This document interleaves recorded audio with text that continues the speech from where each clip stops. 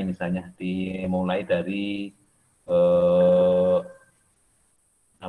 kemarin kita sudah diskusi bahwa sentral dari sebuah sistem logistik itu adalah customer service, ya. Customer service, kalau kita lihat customer service itu melibatkan transportasi, kemudian inventory dan juga lokasi, ya. Nah, pendekatan sistem dalam logistik ini adalah seluruh aktivitas atau fungsi dari perusahaan yang perlu dipahami oleh pihak-pihak yang saling berinteraksi terkait dampak yang disebabkan oleh aktivitas yang dilakukan oleh setiap subsistem tersebut. Nah, untuk secara praktis memahami ini, coba kita sajikan satu case, ya. Satu case. Ini coba saya tampilkan. Ini ada sebuah case seperti ini. Anda adalah Logistik and Distribution Manager PT Ini Semen Tangguh Prakasa, ya. Ini Semen Tangguh Prakasa atau ITP. Dan saat ini sedang berencana untuk menambah kuantitas distribusi ke daerah Jawa Tengah dan daerah istimewa Yogyakarta. Karena pasarnya paling lukratif di Jawa. Lukratif itu punya kans untuk bertambah yang besar atau punya potensi yang besar, ya, untuk di-expand atau dinaikkan, ya, size-nya. Data dari asosiasi, nah di sini kita sudah bicara pada level yang sangat teknis, ya.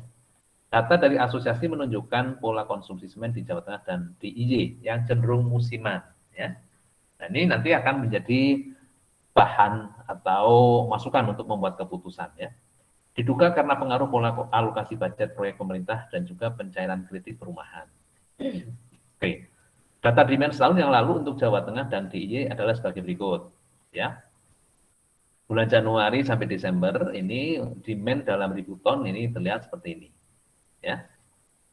ITP menargetkan menguasai 10% demand tersebut. Nah, Anda lihat di sini bahwa menargetkan menguasai 10%. Ini adalah ranahnya marketing, ya. Atau kalau kita bisa fungsi di dalam perusahaan, ini adalah area marketing. Nah, kita lihat di sini, ya, bagaimana logistik itu sebagai sebuah sistem. Karena di sini, ya, ini merupakan subsistem dari logistik. Yang minggu lalu kita diskusikan tentang customer service, ini adalah concern di customer service. Nah, bagaimana cara untuk mencapai 10% demand tersebut, ya. Untuk distribusi tersebut, ITP punya distribution center, DC, ya, DC atau distribution center. DC, distribution center.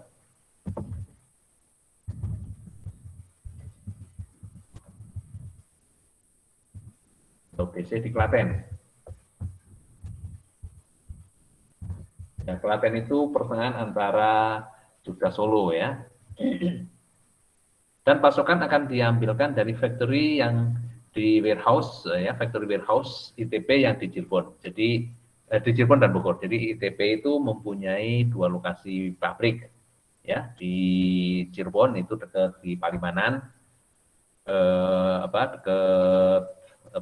kalau di Cirebonnya itu daerah-daerah ke stasiun Perujakan, ya, dan di Bogor itu di Nambu, ya. Untuk distribusi ini Anda akan menggunakan truk dengan biaya sebagai berikut, ya. Biaya hauling itu pengangkutan, ya, hauling. Jadi pengangkutan dari satu lokasi ke lokasi lain itu hauling. 3 juta per haul, ya, jadi berarti ini sewa ongkos truknya, ya, per haul. Kemudian biaya loading unloading untuk menaikkan dan menurunkan semen ke truk ini adalah 150.000 per haul. Ya, jadi per perjalanan, ya. Jadi loading itu menaikkan semen ke truk, kemudian unloading nanti menurunkan semen dari truk dan memasukkan ke gudangnya, ya. Kemudian biaya kerani dan pengamanan ini 75.000 per haul. ITP menetapkan harga jual di distributor sebesar 60.000 per sak ukuran 50 kg atau 1.200.000 per ton. Ini harga di distributor, di mana di dalamnya sudah termasuk margin sebesar 45%.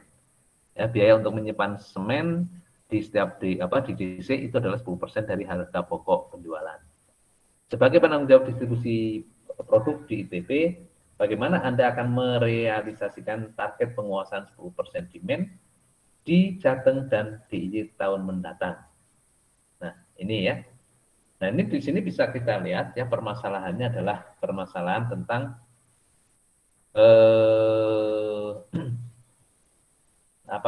penguasaan target demand 10% ya dari demand yang ada. Ini kalau kita bicara marketing, ini adalah market size ya. Nah, kita akan menarget 10% dari market size tersebut. Nah, dari permasalahan ini ya, kalau kita bicara sistem logistik, apa yang terbetik di benak Anda? Apa yang harus Anda putuskan? Ada yang punya pendapat?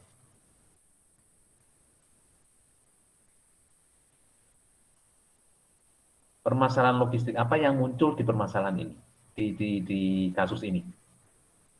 Permasalahan logistik apa yang muncul di kasus ini?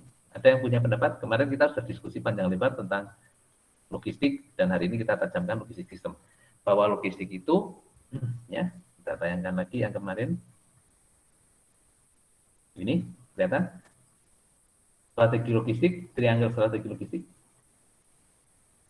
Nah, dikaitkan dengan ini, ya, kasus yang tadi, ini mengandung semua unsur ini. Benar nggak? Betul nggak? Ya, coba saya ingin Anda punya pendapat tentang ketiga aspek ini. Kalau sentralnya customer service ini jelas ya, kita akan men-serve, kita akan menarget 10% market.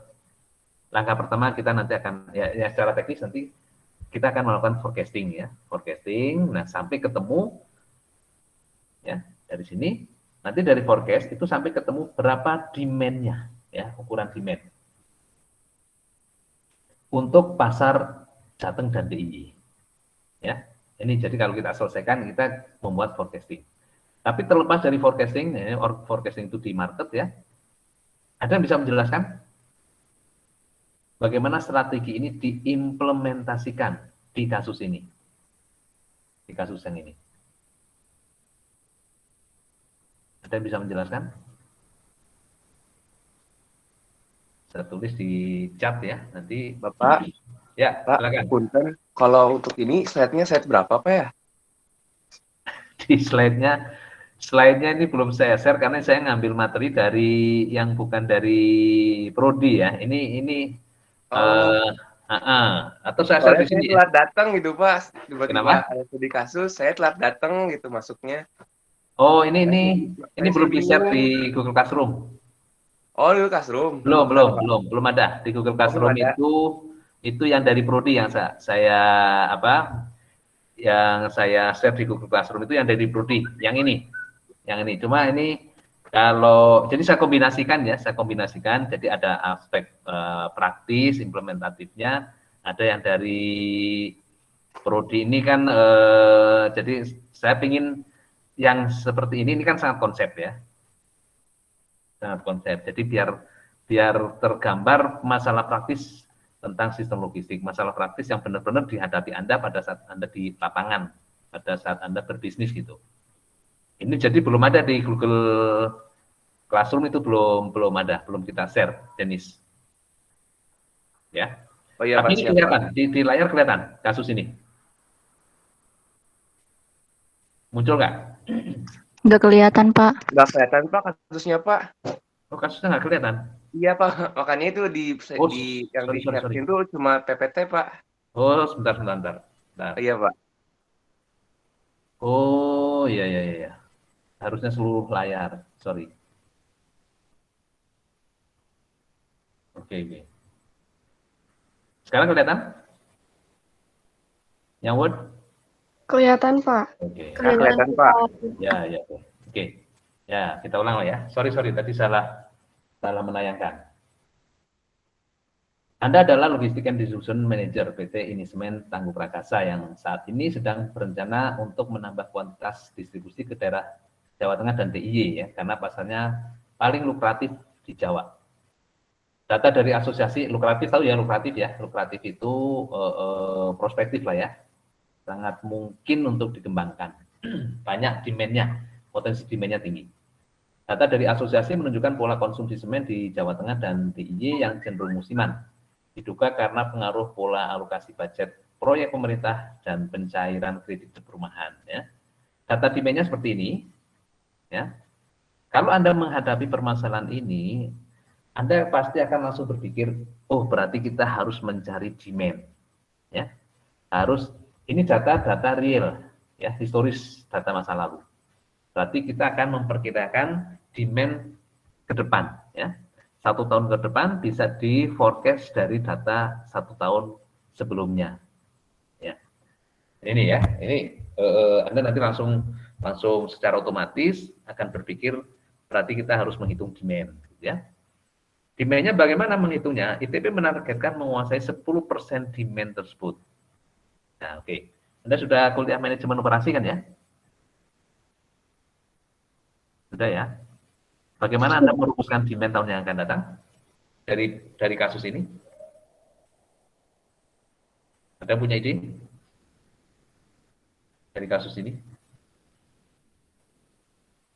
Atau dari kasus ini Anda terus ngapain gitu ya? Anda terus ngapain tahapannya setelah membaca ini? Setelah membaca paragraf 1, tabel paragraf 2. Paragraf 2 sampai sini. Sampai 10% demand tersebut. Nah, ini dari sini terus apa yang Anda bayangkan?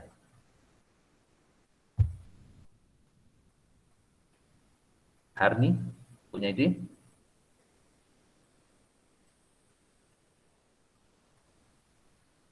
Tidak. Apa yang terbayang? Mungkin membuat stok si semennya itu sesuai dengan permintaan customer, Pak. Oke. Kalau membaca data ini, ya, sebelum kita bicara sistem ya, kita mau ngapain sih dengan data ini gitu? Nah, ini keputusan manajerial ada di Anda. Sebagai logistik manager, sebagai distribution officer, ya, apa yang Anda akan lakukan dengan data ini?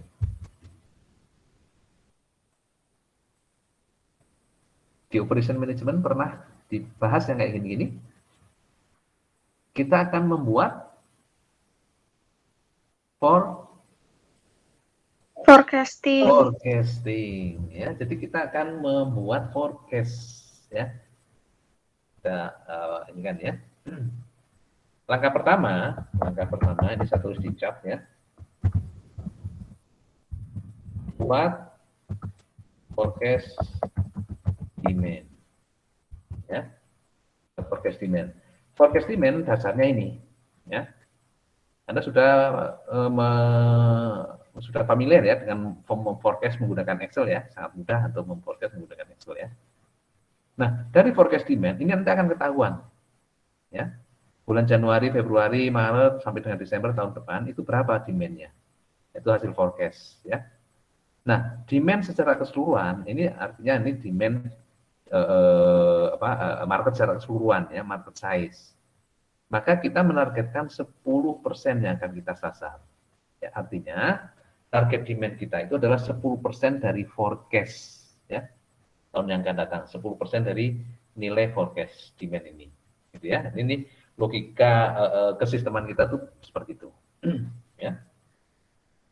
Kemudian untuk distribusi tersebut, ITP punya distribution center di Klaten dan pasokan akan diambilkan dari factory warehouse, dari gudang pabrik yang ada di Cirebon dan di Bogor. Ya, dengan biaya-biaya ada hauling, ada loading unloading, ada biaya kerani itu administrasi ya, dan pengamanan ini. Kemudian harga jual di distributor sebesar 60.000. Nah, ini adalah keputusan di bidang logistik. Gitu ya. Nah, kalau kita kaitkan dengan ini triangle logistik strategi ya, logistik strategi triangle. Bagaimana penjelasan ini? Penjelasan inventory strategi, location strategi, transportation strategi. Ada mau kasih Dapat customer service goal-nya apa? Customer service goal-nya. Kita akan memenuhi demand sebesar 10% dari forecast demand. Ya, itu kan? Service goal-nya seperti itu. Jadi,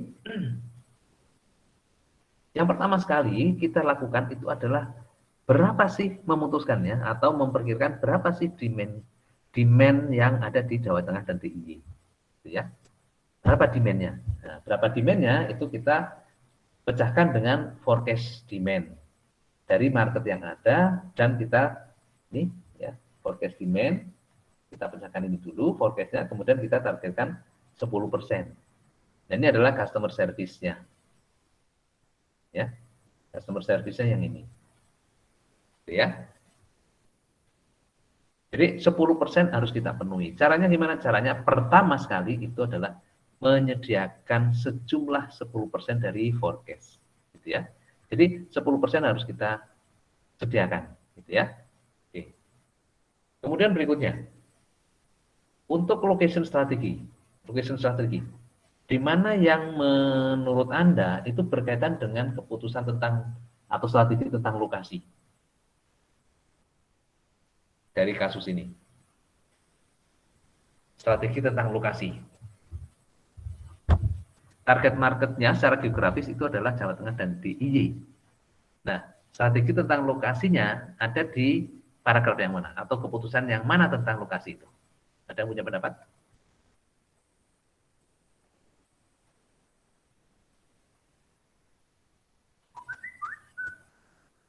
Lokasi tercermin di mana?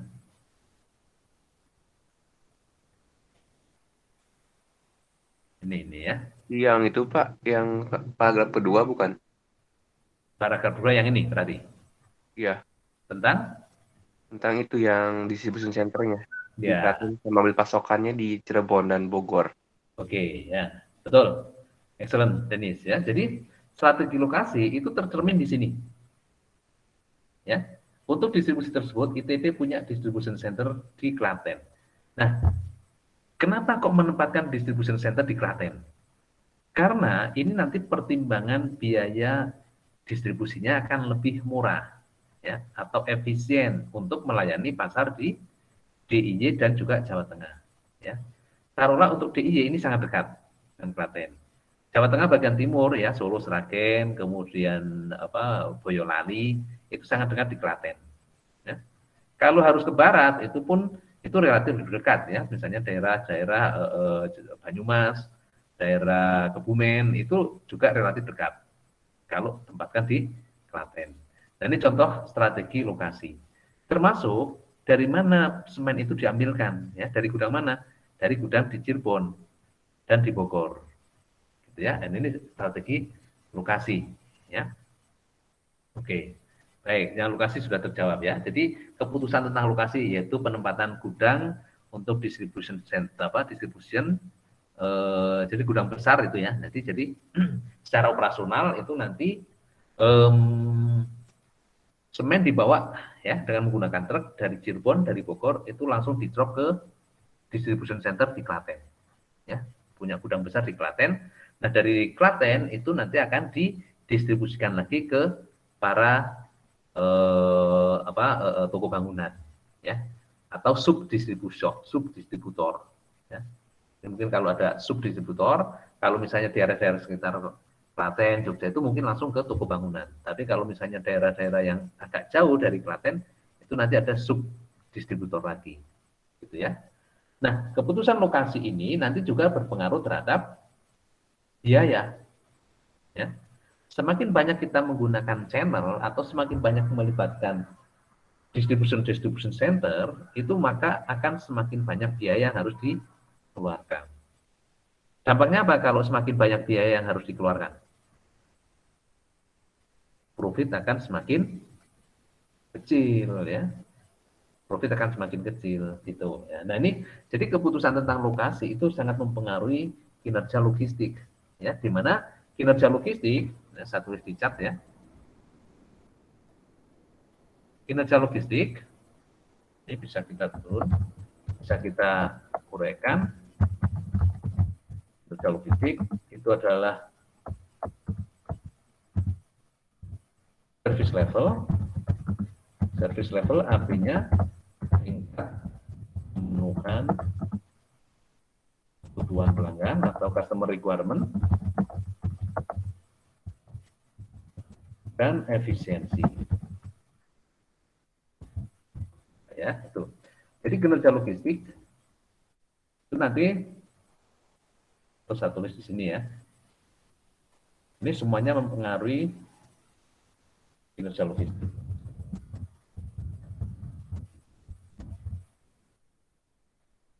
Service level dan efisiensi. Service level itu apa? Service level. Ya, service level itu artinya kemampuan kita ya, provider atau ITP untuk memenuhi kebutuhan pelanggan. Ya, tercermin di mana kebutuhan pelanggan itu? Tercermin di demand.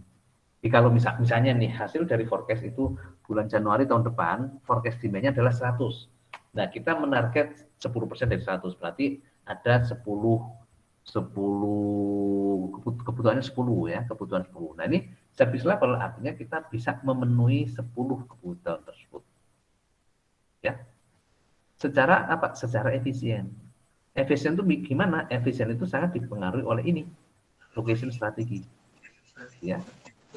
Misalnya 10, itu ada 5 yang tersebar di daerah Klaten. Ya, berarti bisa dilayani oleh distribution center yang di Klaten.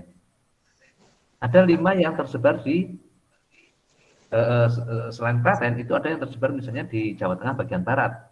Ya, kita harus memikirkan di sini apakah itu nanti yang di Jawa Tengah bagian barat itu akan didistribusikan langsung dari Klaten atau nanti akan dikirim dan disimpan lagi di subdistributor di daerah Jawa Tengah bagian barat.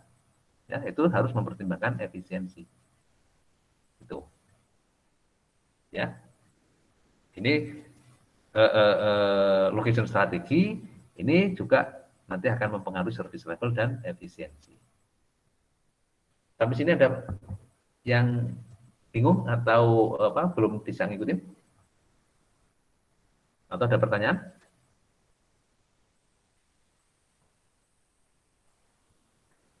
Bisa dicerna?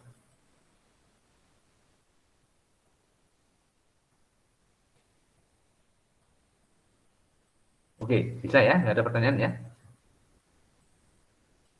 Kemudian transport, ya, transport strategi. Transport strategi ini nanti akan menentukan juga service level dan efisiensi. Ya. Nah, transport strategi itu keputusan tentang misalnya ya penggunaan moda transportasi. Ya, penggunaan moda transportasi. Di sini, di kasus ini, kita sudah memutuskan untuk menggunakan truk. Itu contoh keputusan tentang transport, ya, strategi tentang transport, menggunakan truk. Nah, dari truk ini pun ya, nanti truk ini juga berkaitan dengan kapasitas truk yang kita gunakan. Karena apa? Ini ujungnya nanti ke sini. Taruhlah misalnya ya, dari 10% demand yang kita target itu nilainya adalah 1000 ton. Ya, 1000 ton. 1000 ton ini berarti kita harus memenuhi permintaan sebanyak 1000 ton. Ya. Atau berapa sih di sini? Nah, taruhlah misalnya 300. Taruhlah misalnya demand Januari yang akan datang itu adalah 300 ton. 300.000 ton ya, 300.000 ton ya.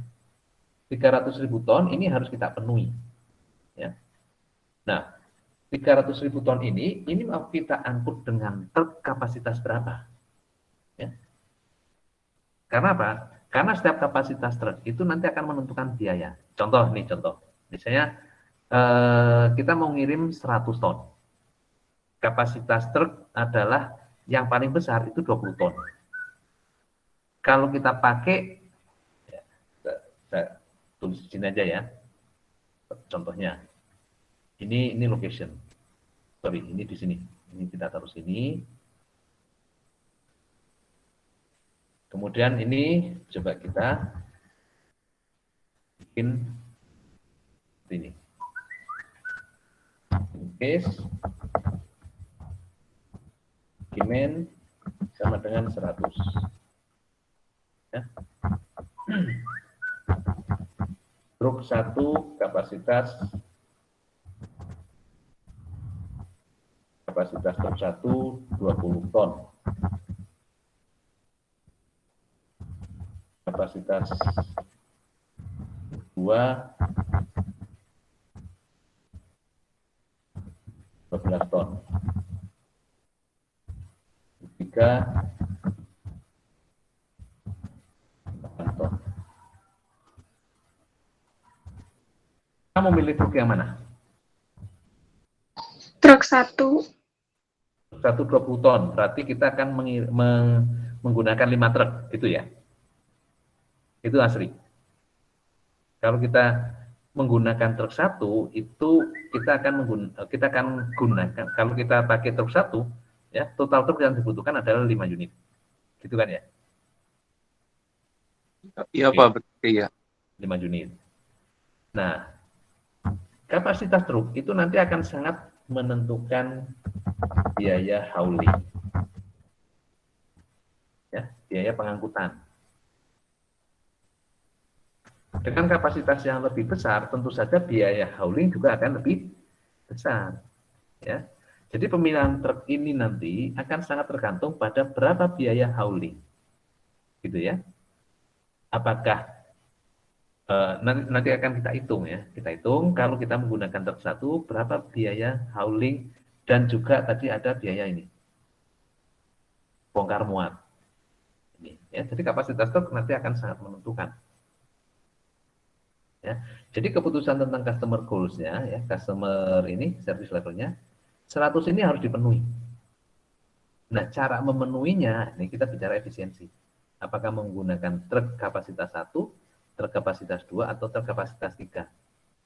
Tergantung nanti bagaimana setiap truk ya, setiap jenis truk kapasitasnya ini konsekuensi terhadap biaya hauling. Ya. Kalau kita menggunakan truk tipe pertama, itu memang frekuensi atau jumlah truk yang dibutuhkan memang lebih sedikit. Andaikan biaya hauling dan bongkar muatnya ini juga kalau kita hitung lebih kecil, maka kita bisa menggunakan truk 1. Jadi memenuhi aspek efisiensi. Tapi kalau kita hitung biaya hauling dan juga bongkar muat truk 2 lebih efisien, maka kita akan menggunakan truk jenis 2. Meskipun jumlah truknya lebih banyak. Nah, itu keputusan tentang transport. Strategi tentang transport dan keputusan tentang transport. Bisa diikuti logikanya? Bisa Pak. Oke. Nah, sekarang tentang inventory. Tentang inventory ya. Inventory itu juga akan sangat menentukan kita bisa memenuhi service level dan efisiensi atau tidak. Ya. Yang pertama, kalau kita mau memutuskan tentang inventory, ya inventory itu nanti ada ini ya, ada penghitungan EOI, ya, kemudian biaya order, biaya penyimpanan, dan biaya persediaan. Nah, di sini nanti, ya, langkah pertama kita harus tahu kebutuhan dulu untuk memutuskan tentang inventory. Ya, kebutuhan ini dihitung dari 10% dari forecast. Ya, taruhlah misalnya gini, forecast bulan Januari itu adalah 100 ton. Ya, 100 ton. Maka di sini ya forecast itu demand 100 ton. Ya. Nah, kita akan memutuskan ya 100 ton ini dipenuhi dari inventory yang ada berapa dan order kepada DC di Klaten berapa. Gitu ya. Nah, taruhlah misalnya kita mempunyai safety stock sebanyak 20 ton. Ya, 20 ton. Maka kebutuhan real untuk daerah DIY dan Jawa Tengah itu adalah 100 ton dikurangi 20 ton. Ya, 80 ton. Nah, 80 ton ini kita akan order ke Cirebon atau Bogor. Ya. Nah, dari Cirebon atau Bogor itu nanti akan diputuskan, nah 80 ton ini akan diambilkan dari distrik Klaten atau dipenuhi dari Cirebon atau Bogor. Ya. Ini di inventory strategi dan inventory decision. Ya. Nah, kalau misalnya diputuskan inventory untuk memenuhi kekurangan 80 itu akan diambilkan dari di drop langsung dari Cirebon misalnya ya. Di drop langsung dari Cirebon. Nah, itu nanti 80 ini ya, yang dari Cirebon ini itu juga nanti akan berkaitan dengan masalah transport. Ya, ini jadi Cirebon atau Bogor? Oh, Cirebon. Oke, ini lokasi. Kemudian akan 80 akan kita kirim dari Cirebon. Kemudian kita akan menggunakan truk yang jenis apa? Nah, itu berkaitan dengan transport. Ya. Kemudian bagaimana biaya penyimpanannya? Nah, nanti kita bicara tentang EOQ, kita bicara tentang inventory untuk kondisi ketidakpastian, ya, safety stock dan sebagainya. Nah, ini contoh kasus bagaimana logistik sistem bekerja. Ya. Logistik strategi triangle strategi itu bekerja. Itu ya. Ini dari case yang ini. Jadi ini biar kita lebih tergambar bagaimana sih logistik sistem itu bekerja, eksistensinya seperti apa. Sampai sini ada pertanyaan?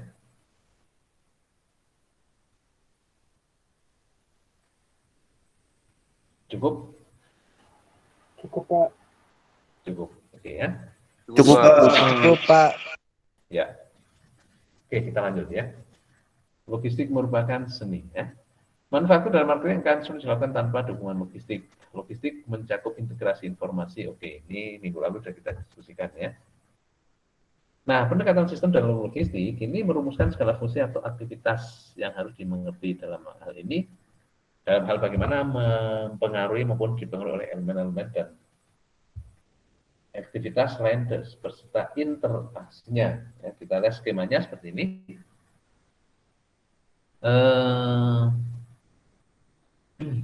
Ini ada, ini sebuah sistem ya, sebuah sistem yang melibatkan beberapa elemen dalam sistem logistik. Ya.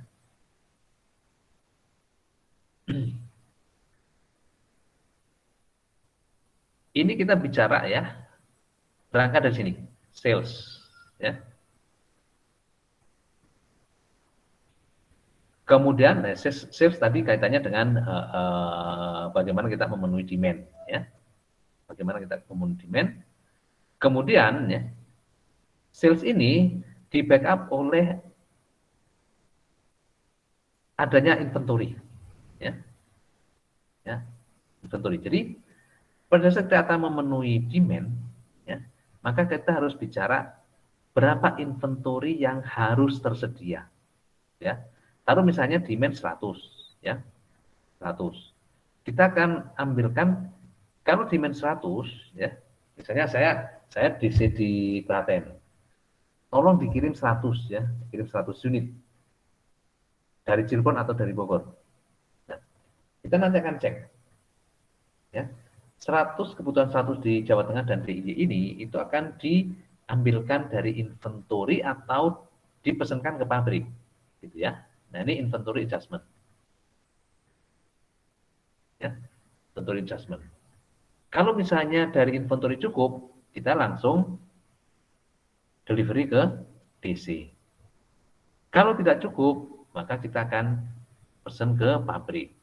Ya, pabrik nanti juga seperti itu, akan dicek untuk mengirim ke kebutuhan Klaten sebanyak ke 100, ada nggak inventory di gudang barang jadi?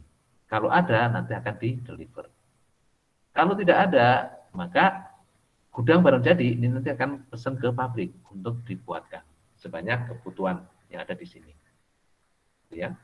Nah, aktivitasnya ini nanti ada tingkat pemenuhan order. Ya. Kemudian, ya, kalau misalnya di sini nanti dari pabrik itu ternyata pekerjaan kurang, seperti kita gambarkan minggu lalu ya, ternyata tidak ada untuk memenuhi kebutuhan di sini, maka dia akan order kepada pabrik. Di pabrik nanti akan dicek materialnya tersedia atau tidak. Ya. Jadi bahan-bahan untuk membuat sebanyak 100 unit tersedia atau tidak. Ya. Kalau tersedia bisa langsung run produksi. Kalau tidak tersedia nanti ada proses order kepada supplier. Ya. Supplier bahan material. Ya. Nah, ini gambaran sebuah sistem logistik yang terintegrasi. Oke. Sebelum ke sini, coba sistem yang lebih real di sini. Kemarin kita sudah diskusi di sini ya.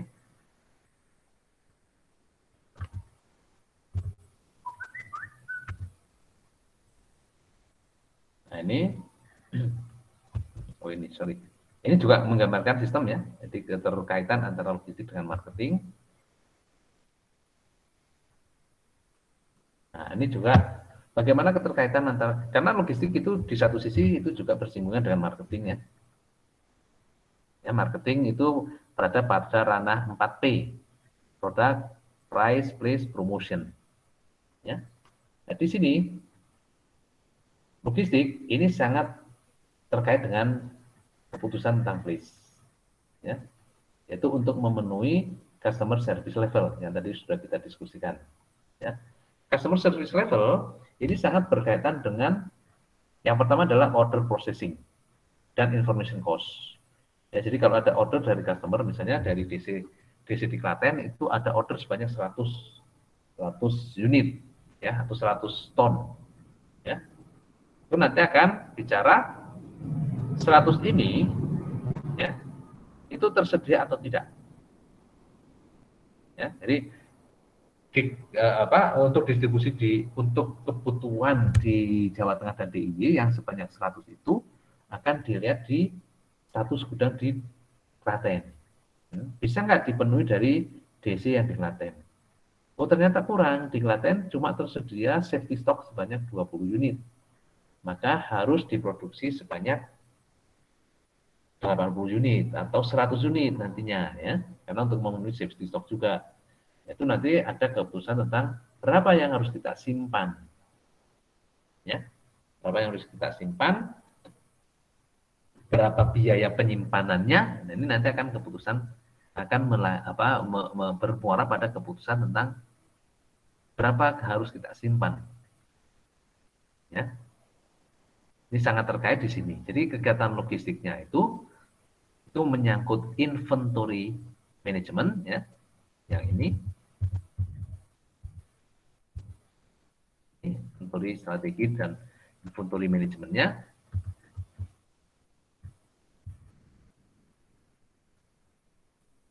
Kemudian nanti ya, andikan tidak bisa dipenuhi, maka harus dipasok dari gudang lain ya. Dalam hal ini harus dipasok juga dari Cirebon atau Bogor. Nah, kalau misalnya ada pasokan dari gudang lain, itu kita harus memperhatikan transportation. Ya. Kita harus menghitung transportation cost. Kita harus memutuskan tentang transportasi ya. Keputusan tentang transportasi tadi keputusan tentang modanya ya. Moda darat kita bisa kereta api atau truk. Berapa cost-nya ya. Kalau truk kita menggunakan truk yang ukuran berapa ya, berapa unit, berapa total cost transportasi. Ya. Kemudian kalau misalnya dalam proses transportasi ini harus melibatkan penyimpanan antara ya, jadi sebelum dikirim ke Klaten itu harus disimpan dulu di gudang barang jadi di Cirebon misalnya ya. Nah kita harus menghitung warehouse cost. Ya. Nah, ini contoh gambaran elemen sistem logistik yang sangat terkait dengan marketing.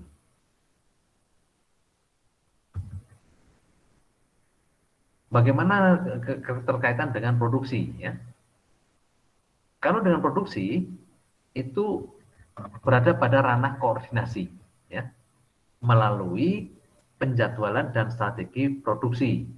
Untuk apa? Untuk barang-barang yang make to order atau make to stock. Ya, make to order atau make to stock. Contoh misalnya make to order ya. Make to order, contoh Pak, ada bisa mencontohkan barang-barang yang make to order? Contohnya apa?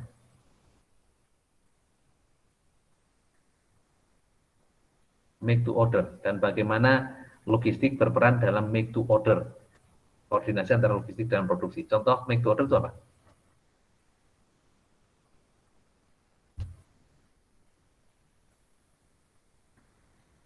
Apa Denis? Make to order tuh kayak ini nggak sih Pak? Kayak ngebuat kue gitu sesuai order gitu, pesanan. Apa gimana? Catering ya. Kita make to order misalnya catering ya, catering. Jadi kita membuat berdasarkan pesanan ya. Membuat berdasarkan pesanan. Contoh catering kemarin yang kita tayangkan pesawat, kemudian senjata, itu adalah manufaktur yang berprinsip pada make to order. Gitu ya. Nah, bagaimana peran logistik di dalamnya? Contoh misalnya catering ya. Catering. Kita perusahaan catering ya, mendapatkan order sebanyak 1000 box. Ya. 1000 box atau 1000 packs ya, untuk diserahkan atau dikirim nanti pada tanggal 6 ya, untuk hajatan ya, tanggal 6 sebanyak 1000 box ya. Ini make to order. Logistik berperan di mana? Ada yang bisa menggambarkan bagaimana peran logistik di manajemen operasi? Anda masih ingat MRP, Material Requirement Planning?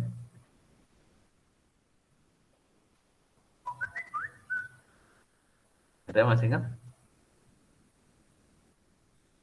Ya, saya tulis di sini ya, di case make to order ya.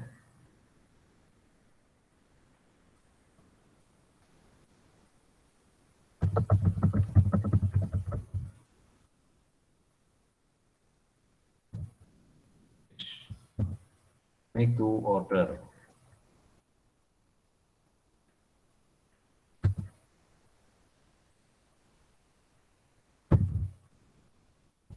Oke ya. Kelas apa ini namanya? Kelas Undani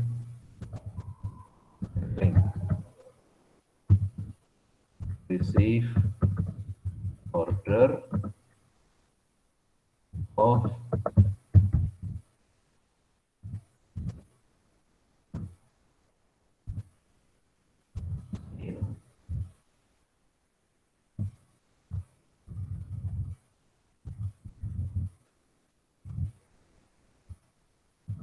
delivery on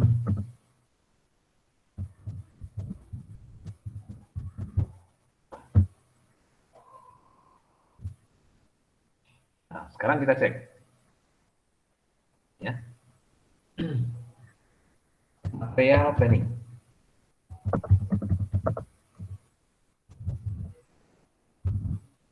Oke. Kalau 1000 box ini material planning, kita butuh beras berapa kilo? Ya kan? Beras.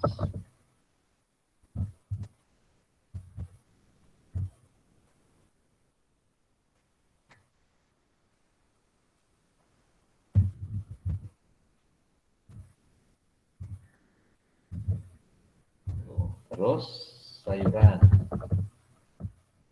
dirinci ya.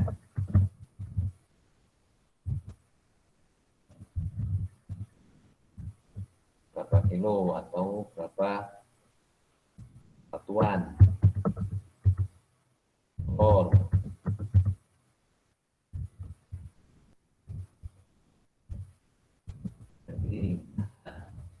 ya, dan seterusnya, ya, bahan-bahan. Nah, oke. Sekarang bagaimana kita koordinasi dengan produksi? Kita bicara misalnya material planningnya ya. Untuk 1000 box ini kita mau taruhlah misalnya satu box itu butuh berasnya misalnya satu box itu berapa? 1 on ya, 1 on. Berarti kalau 1000 box itu dibagi berapa on? Satu box 2 on lah ya, 1 box 2 on ya. Berarti kalau 1000 box dibagi 1000 per box itu 2 on. Berarti berapa on? Dibagi 2, 500 on. Ya. Sama dengan berapa kilo? 50 kilo, Pak. Sama dengan 50 kilo. Nah, oke. Ya. Nah, sekarang keputusan logistiknya. 50 kilo ini kita mau beli atau ada stok? Nah, itu ya, itu keputusan logistik. Beli atau kita ngambil dari stok yang ada di gudang kita. Ya. Nah, ini keputusan logistik. Jadi untuk make to order pun itu nanti ada keputusan tentang logistik. Ya. Taruhlah misalnya, oh kita masih punya stok 10 kilo, berarti yang 40 kilo beli kan? Yang 40 kilo beli. Kemudian kalau kita memutuskan 40 kilo beli, maka kita harus belinya kapan? Kan itu. Ya. Belinya kapan? Pada supplier siapa? Nah, ini scheduling. Gitu ya. Scheduling. Taruhlah misalnya kita punya stok on hand kan 10 kilo. Berarti kita harus purchase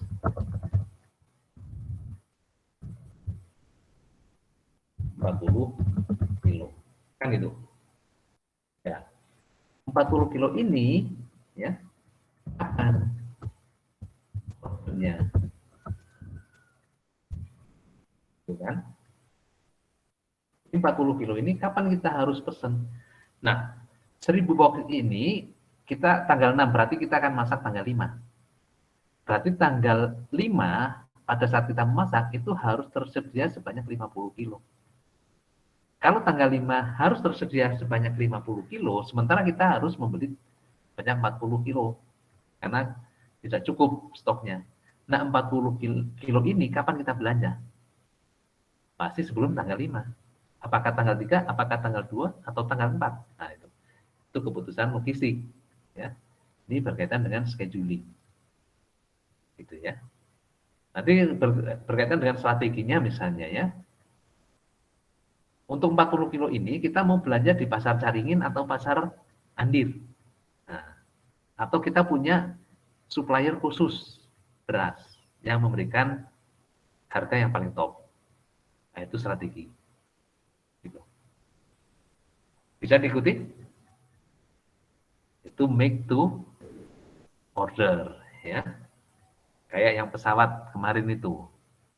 Kalau harus mendeliver sebanyak 3 unit di bulan Maret kepada Cengkareng dan Batam, maka kapan harus diorder mesinnya ya?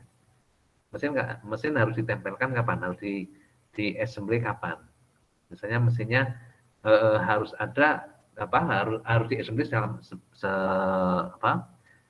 sehari untuk memasang mesin, dan pesawat harus dikirim tanggal 31 Maret misalnya. Maka tanggal 30 Maret itu harus pesawat sudah oke. Ya, itu contoh bagaimana keterkaitan antara logistik dengan produksi untuk make to order ya.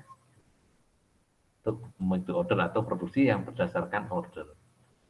Atau untuk make to stock ya, produksi yang berdasarkan atau yang digunakan untuk memenuhi stok ya. Jadi proses produksi yang digunakan untuk memenuhi stok ya. Contohnya apa? Contohnya produk-produk consumer goods itu make to stock ya. Kalau kita bicara make to stock, maka demand-nya kalau make to order kan jelas demand-nya adalah order, berdasarkan order. Kalau make to stock demand-nya dari mana? Demand berasal dari tahu dihitung kan? Nah, kalau ini demand dari order, ya. Contoh ada 1000 pak, 1000 box diminta untuk di deliver tanggal 6. Nah itu ordernya datang demand-nya dari order. Kalau make to stock demand-nya berasal dari mana? Inventory bukan, Pak? Kan Warehouse bukan, Pak? inventory kan nanti untuk ini, inventory kan nanti untuk memenuhi demand. Dari inventory cukup atau enggak? Nah, demand-nya itu sendiri asalnya dari mana? Datanya dari mana? Di mana, Denis? Data masa lalu, oke, Sinta, ya. Data masa lalu, benar, ya. Demand dihitung dengan forecast, ya, berdasar historis. Data historis, ya. Nah, tadi yang semen tadi, ya, demand-nya itu berasal dari forecast. Itu bedanya, ya. Oke, sampai sini ada pertanyaan?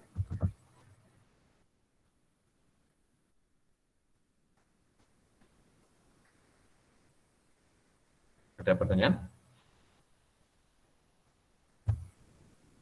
Tidak ada? Tidak, Pak. Oke.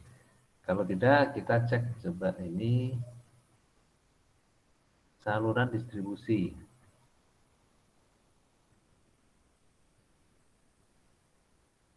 Oh, ini sudah tergambar ya. Sudah tergambar.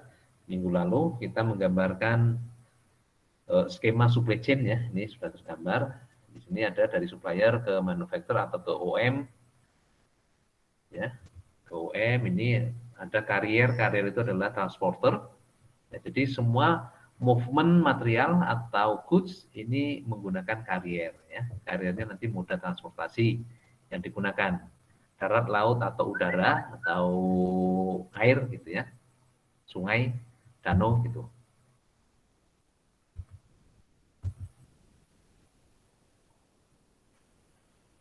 Ini sudah kita diskusikan. Ini sudah kita diskusikan.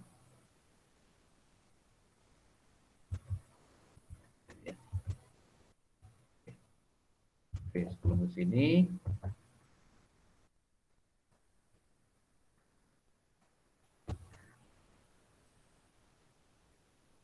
Kita diskusi sistem yang ini lagi ya. Jadi ada keterkaitan antara logistik dengan produksi ya. Ini keterkaitannya ini melibatkan koordinasi melalui scheduling dan strategi ya. Contoh untuk make to order ya. Di mana make to order itu adalah demand-nya berasal dari order ya. Nah, scheduling ini berkaitan dengan bagaimana kita harus menyediakan material-material yang digunakan untuk memenuhi order ya. Contohnya ini order planningnya, kalau ada butuh 1000 box delivery 6 Januari, maka kita harus ngeplan 1000 box itu butuh berapa beras ya. Stok beras sekarang ini berapa dan sisanya kebutuhannya berapa, kapan harus order ya. Oke. Make to stock juga demikian ya. Make to stock, jadi demand-nya itu berasal dari forecast berdasarkan data historis. Nah, yang kayak tadi ya, kayak yang semen tadi. Jadi berdasarkan forecast atau data masa lalu itu kita akan menghitung demand periode yang akan datang. Ya, dari demand tersebut nanti kita akan bisa tentukan kita akan mempunyai stok berapa, safety stoknya berapa, ya, kemudian berapa harus purchase atau belanja, kemudian berapa lama disimpan, dan itu kita nanti akan hitung biaya penyimpanan. Ya. Kemudian dari sisi produksi, logistik itu merupakan bagian dari supply chain, ya. Bagian dari supply chain, di mana logistik itu nanti akan mempengaruhi total respon time. Respon time itu adalah waktu yang diperlukan untuk memenuhi order dari customer atau merespon kebutuhan customer. Ya. Nah, logistik itu akan mempengaruhi ke sana. Maksudnya mempengaruhi itu seperti apa? Ya. Maksudnya mempengaruhi begini. Kalau misalnya ada order,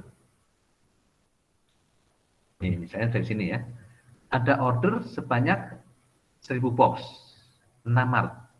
Ya. Nah, untuk memenuhi ini, artinya kita akan satisfy. Ya.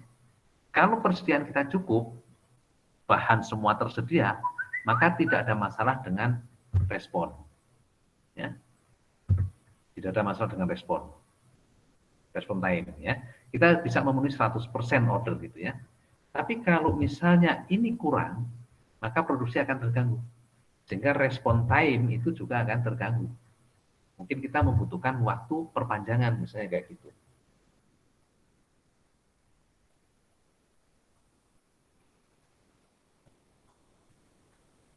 Oke.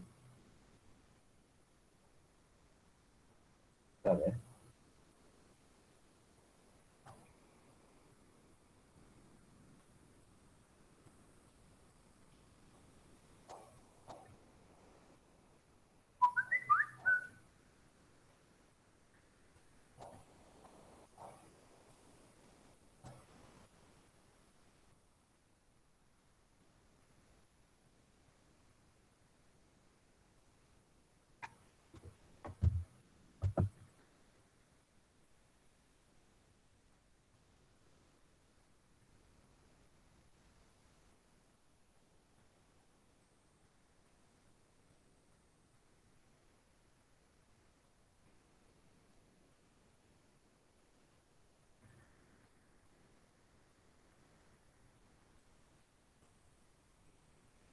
Bentar.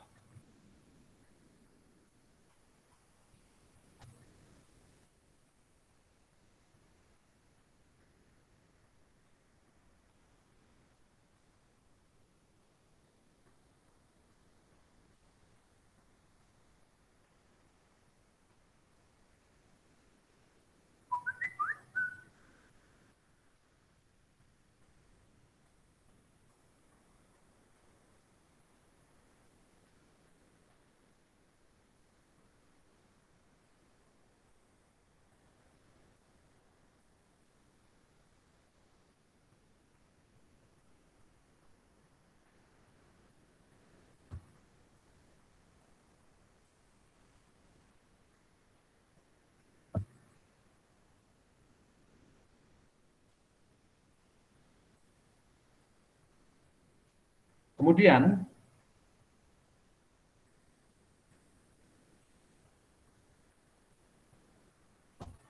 logistik merupakan bagian terintegral ya, bagian utuh dari sebuah sistem supply chain atau dari sebuah supply chain ya.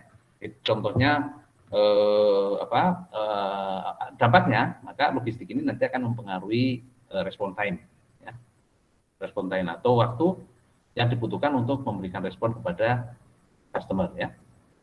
Kemudian logistik itu juga nanti akan mempengaruhi atau berkonsekuensi pada sharing activities ya, sharing activities seperti tadi ya, inventory planning ya, jadi sharing inventory planning ya, perencanaan tentang inventory itu nanti akan dipengaruhi oleh aktivitas-aktivitas yang saling terkait gitu ya, misalnya untuk menentukan berapa harus menyimpan ya, berapa harus menyimpan material atau bahan ya. Kemudian berapa lama penyimpanan harus dilakukan ya. Oke.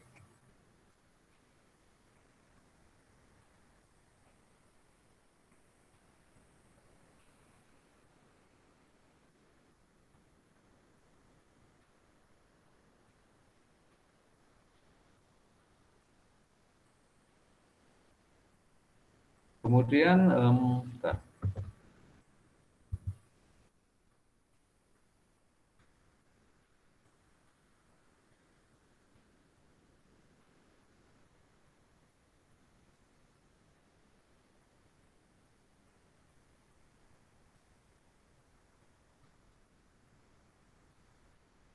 Berkaitan dengan produksi, biaya itu bersifat trade off ya, trade off. Trade off itu artinya apa? Trade off itu mengandung konsekuensi yang saling terkait gitu ya. Mengandung konsekuensi yang saling terkait.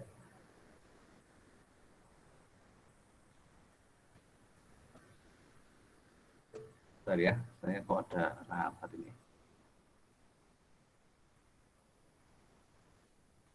Bentar, minta waktu sebentar.